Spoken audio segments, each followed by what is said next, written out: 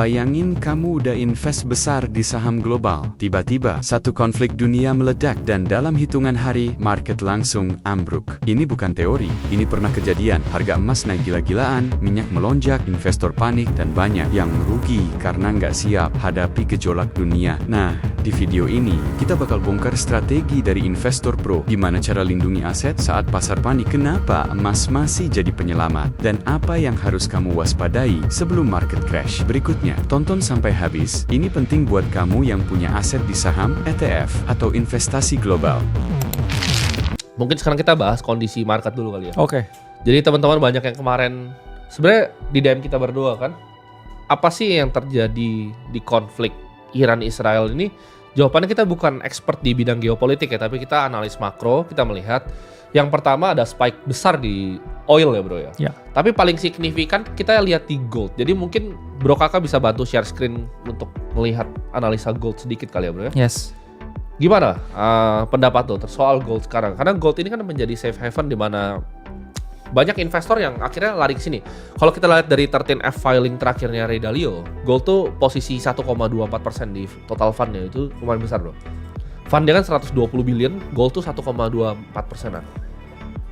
Jadi kalau kita lihat dari price action gold sekarang, gold itu sudah rally bro, lebih dari 100% semenjak awal tahun 2023. Ya. Dan dari rally-nya kita melihat market structure yang cukup kuat.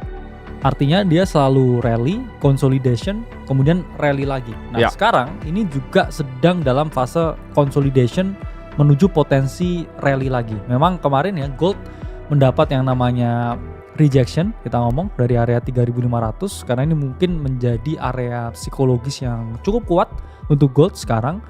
Dan apakah retracement ini ada potensi untuk mengalami kenaikan ya?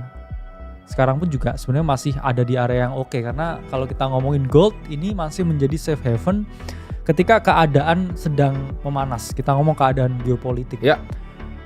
Stigma masyarakat di seluruh dunia masih menganggap bahwa emas itu akan cenderung bisa diandalkan. Saya ngomong kata yang paling pas itu bisa diandalkan ketika ada keadaan yang tidak bisa diandalkan seperti perang sekarang. Dan price action gold ya sekarang dia cooling down. Memang kalau kita lihat di daily chart sempat naik juga ya 5% dari beberapa minggu terakhir, dan sekarang masih dalam pattern ya potensi konsolidasi nih sebelum next leg up. Ya. Dan tadi juga dibahas ya dengan harga oil, karena memang mungkin teman-teman jarang ya punya akses terhadap crude oil, dan ya ini cukup mengalami spike yang luar biasa bro ya. Spike yang luar biasa.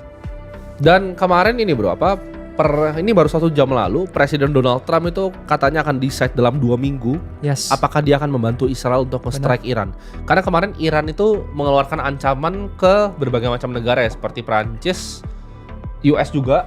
Kalau misalnya mereka membantu Israel akan diretaliasi dengan misil. Tapi gue rasa kurang bijak ya kalau Iran itu nge-strike Amerika ya, karena secara militer jauh sekali.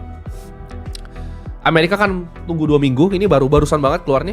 According to White House spokeswoman Caroline Leavitt, Trump akan decide antara nge-strike atau enggak. Jadi Israel hari ini lagi nge-hit beberapa site nuklir juga bro di Iran. Yes. Dan banyak yang bilang bahwa Israel akan go on foot ya. Jadi agen-agen Mossadnya akan jalan untuk mengasasinate beberapa petinggi di Tehran juga katanya di sini. Yes. Ini based on informasi dari Bloomberg ya teman-teman ya. Tapi European government tuh lagi minta untuk diplomasi semua, dan kita selalu berharap untuk kedamaian ya. Dan pasti. Kemarin ada satu misil dari Iran juga yang hit salah satu rumah sakit di Israel juga. Dan kayaknya kondisi masih panas. Pasti.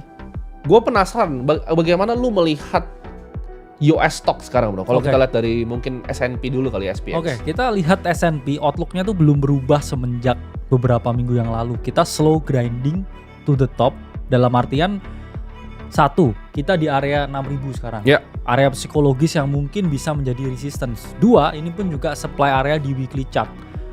Kita ngomong paling gampang resistance ya. Dengan adanya potensi yang memanas, keadaan geopolitik yang memanas, kalau 2 minggu ke depan US ini mau strike, ya pasti saham koreksi. Pasti Pasti Ya. koreksi. Hampir dipastikan 80% koreksi.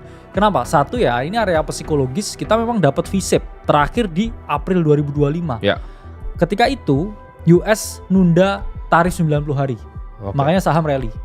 Tapi sekarang ketika tarif ini juga masih mengambang plus ditambah ketidakpastian juga Ya. dari keadaan makro, ditambah lagi Fed kemarin juga tidak memotong suku bunga. Ya. Jadi di stall dulu suku bunganya.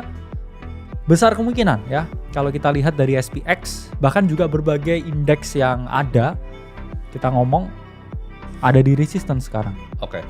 Ini ada satu berita yang menarik juga bro, di mana SoftBank itu akan nge-pitch 1 triliun US dollar AI hub ke Taiwan Semiconductor bro. Coba kita lihat TSMC dari segi chartnya.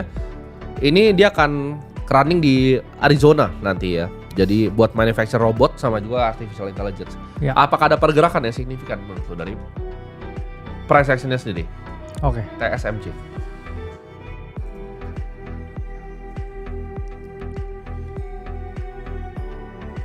Oke. Nah, Oh, udah naik ya dia. yes, ini pun juga kita ngomong ya kalau Taiwan Semiconductor juga sama. Ya, patternnya dengan S&P 500 Ya. dia mendekati area resistance di weekly chart.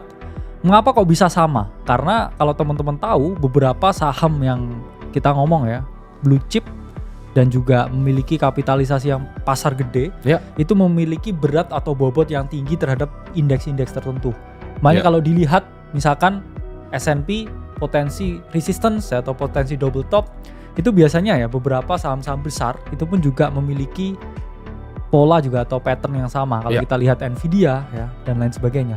Ini pun kita ngomong ya, Taiwan Semiconductor juga masih dalam area resistance ya, menguji area 220 dengan ya kita ngomong ya potensi adanya ya keadaan yang memanas dan masih belum bullish kita ngomong. Ya. Belum bullish dalam artian US stock market saat ini ada di tahap yang kita mau mengambang ya, dengan keadaan yang memanas. Fed juga belum rate cut dan semua sama ya, outlook sahamnya itu semua sama. Mereka mendekati slow grinding to the top. Ya. Dan di sini teman-teman kita lihat bahwa di saat kondisi seperti ini ada bagusnya untuk kita memiliki beberapa aset kelas yang uncorrelated ya bro ya. Setuju? Seperti gold, seperti mungkin stocks di emerging market, karena kalau kalian heavy di US juga tidak ada apa namanya factor tilt ke emerging marketnya. US ini dalam pasti turun, gue setuju dengan bro kakak. S&P itu pasti akan mengalami koreksi kalau sampai 2 minggu lagi dia jadi hit Pasti. Iran. Ya almost a certainty. Itulah Iya. kenapa ya kita nyaranin ya bukan saran ya. Kita kasih outlook ke teman-teman untuk lebih hati-hati dengan aset berisiko karena apapun itu hasilnya dia akan terdampak lebih kuat Betul, dibandingkan dengan ya kita ngomong ya aset-aset safe haven seperti gold. betul.